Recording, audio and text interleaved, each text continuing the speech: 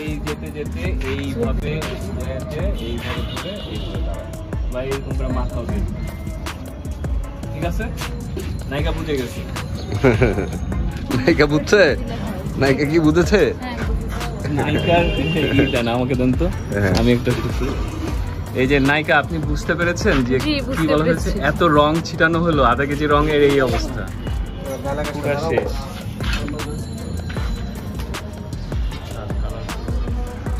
জিয়া ভাই কি অবস্থা? হ্যাঁ, আর কত টেকনিক আমরা খাটাবো?